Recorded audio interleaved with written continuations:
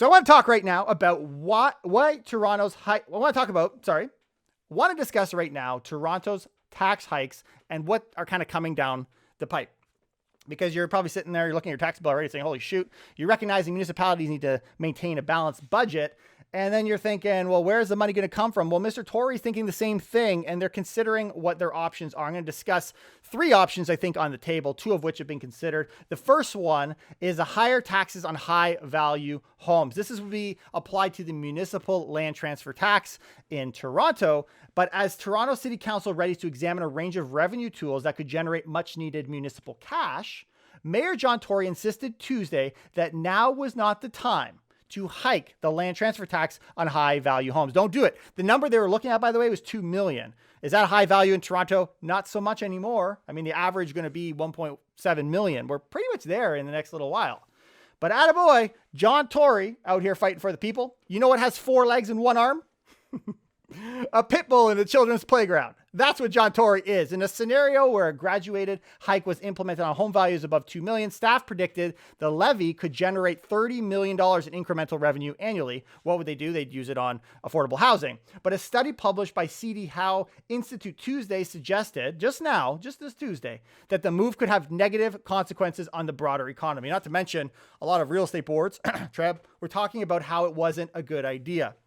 Whatever caused them to change their mind, it changed their mind. And I think this is maybe the right call. They say these kinds of expenses lead to a large number of people deciding not to buy a house. This is the primary reason to turn the tax down. When you decide not to buy a house, that has a broader economic cost. That cost could include, listen to this, you try and get some more income on your municipal side, but indirectly affect the provincial land transfer tax revenues because less people are buying those larger homes. And City Council will officially probably say no way on July 14th and 15th meeting, which is coming in the next week or so.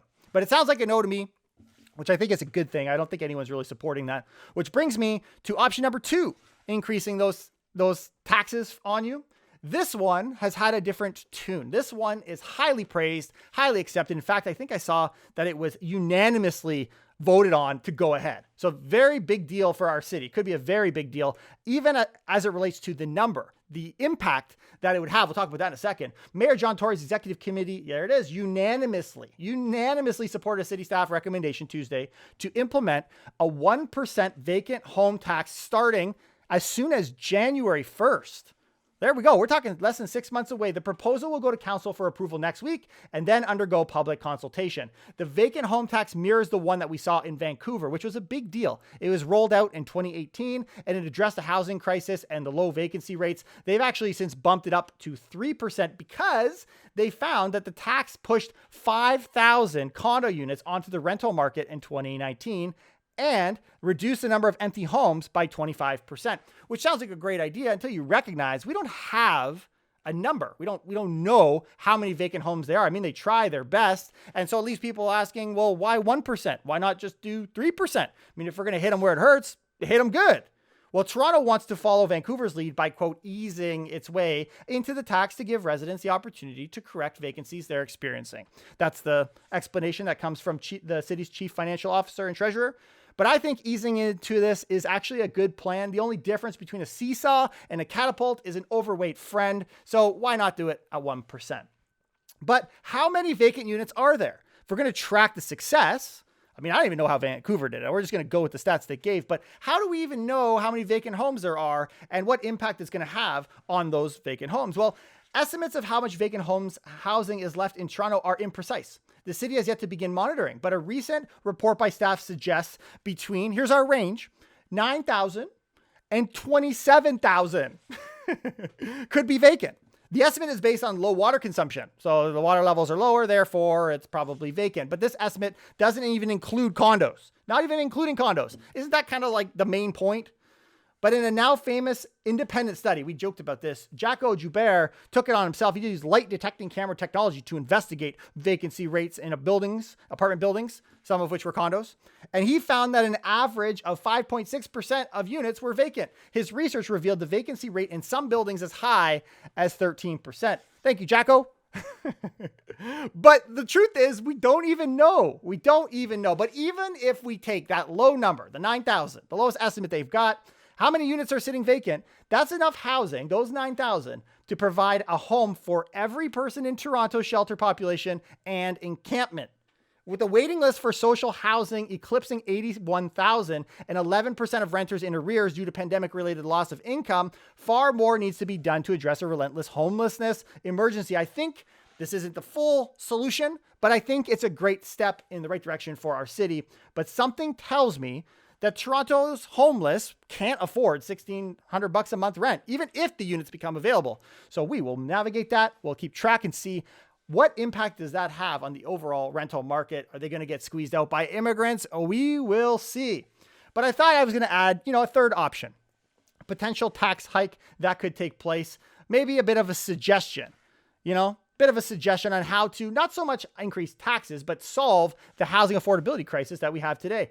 A lot of these points come from the Globe and Mail article today that I was reading, but here's what they say. It looks like we're about to return to the bad old days of low rental vacancy rates and pricey condos. We see that trend emerging before our eyes. But rather than addressing the root cause of the problem, it looks like critics are going back to the same old well to find villains rather than solutions. Who's the villain?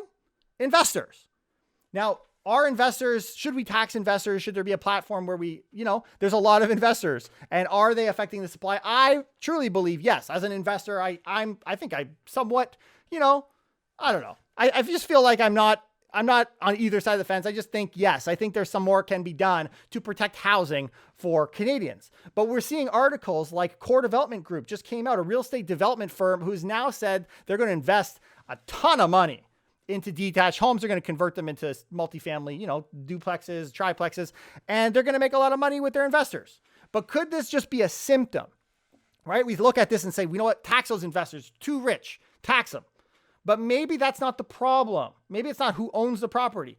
Maybe builders are just turning to the resale market because shouldn't profit-seeking companies respond to higher prices by building more housing units? Like, shouldn't they focus on what they're good at, building a house, if in fact there's a challenge in the market? Well, yes, surely profits motivate developers as much as landlords. The symptom is they're buying properties. They're buying the property that you can afford and it's pissing you off. That's just a symptom. The real problem is that the red tape is strangling housing developments in much of Canada and the US. The thing that they're good at doing is becoming impossible for them to do. And yet they're in the business of making money just like you. And when we see the stability that we see in the resale market, what do you expect a man to do? Instead of worrying that a small proportion of detached homes will be converted from ownership to rental units, which is really the big argument here, is we're not going to be able to compete against multi-million-dollar, billion-dollar companies.